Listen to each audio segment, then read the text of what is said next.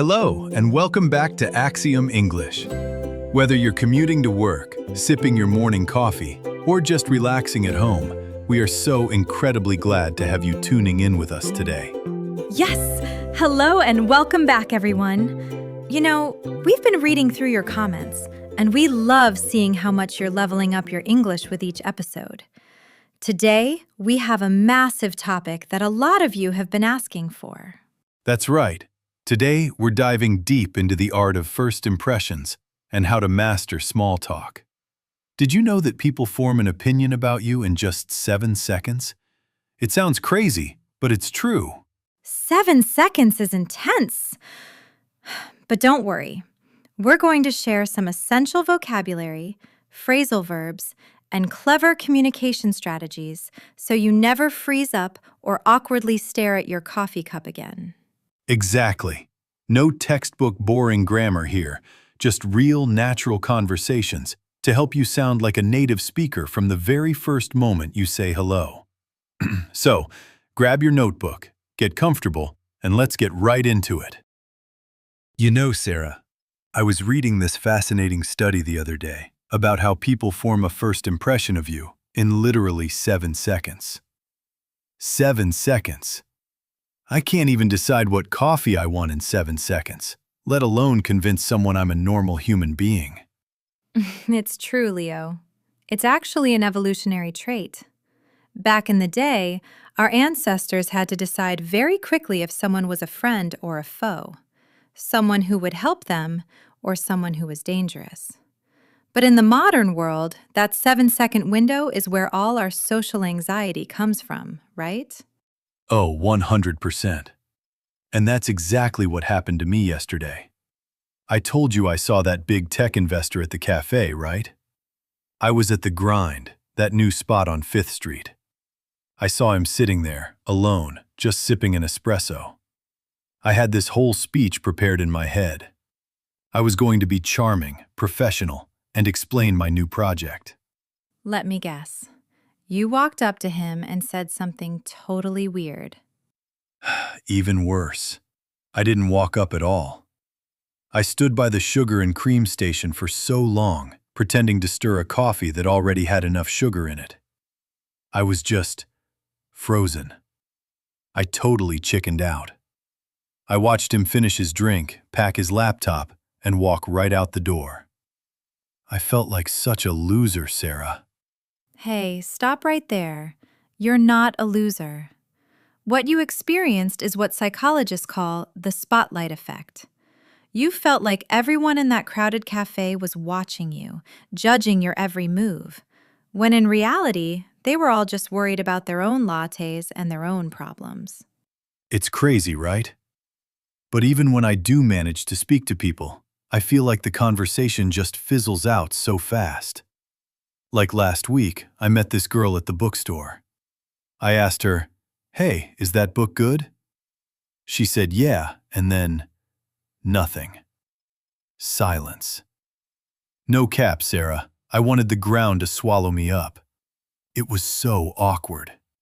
Well, Leo, that's because you didn't give her a bridge to walk across. If you just ask a yes or no question, the conversation has nowhere to go. You're putting all the work on the other person.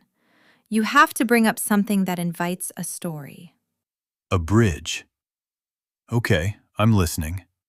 Please, give me the Sarah Masterclass on not being a social disaster. I'm ready to take notes. Okay, let's break down the context hook. Imagine you're back at that cafe. Instead of staring at the guy, you could have pointed out the environment. You could have said, "Man, this place is packed for a Tuesday, isn't it?" Wait, that's it? Just talk about the crowd? That seems too simple. It is simple because it's a shared reality. You're both in the same crowded room. If he agrees, he might say, "Yeah, I think everyone is working remotely today." Now you have a keyword, remote work. Oh, I see. So now I can listen out for that and pivot. I could say, "Totally. I've been working from home for 2 years, and I'm starting to talk to my plants. Do you work around here?" Exactly. Now you're in. You've moved from a stranger to a person having a pleasant chat. But here's the secret, Leo. You have to be ready for the mid-conversation slump. That's where most people run out of things to say. Oh, I know that one very well. That's when the initial excitement dies and you realize you have no idea who this person is. You both just stand there nodding like those bobblehead dolls on car dashboards. Precisely. To avoid that, I use the recall technique. You have to get back to those small details they dropped earlier. Did they mention a flight? A dog? A deadline? If you mention it later, it shows you're actually paying attention. It makes the other person feel important. You know, I realize now that I'm usually too busy worrying about how I look instead of actually listening to them. I'm so focused on my own performance that I miss all the clues they're giving me. That's a huge insight, Leo. Real confidence isn't having the perfect lines. It's being genuinely curious. When you're curious, the conversation never dies down. You start asking why and how instead of just what. I'm definitely going to try out this context hook tomorrow. No more staring at my latte until it gets cold. I'm going to find one person and just start a low-stakes conversation. I love that. Low-stakes practice is the best way to build up your social muscle. And remember, if the vibe isn't there, or if they seem busy, just wrap up the talk politely. You can say, "It was great chatting with you. I'm gonna head out now." It's professional and clean. Head out before I make it weird. Got it. Thanks, Sarah. Honestly, this conversation has been clutch. I feel way more ready for next time. You've got this, Leo. Just be yourself, the non-frozen version of yourself. And that wraps up our session for today. Time really flies when you're having fun and learning, doesn't it? We covered a lot of power phrases today, so don't worry if you didn't catch everything on the first listen. Feel free to replay this video while you're getting ready tomorrow. Exactly. Repetition is key. If you found today's episode helpful, please show us some love by hitting that like button and subscribing to AXIOM English.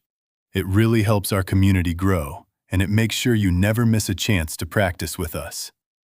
Drop a comment below using one of the new phrasal verbs you learned today. We read every single one. Thank you so much for hanging out with us. Stay curious, keep practicing, and we will see you in the next episode. Bye, everyone!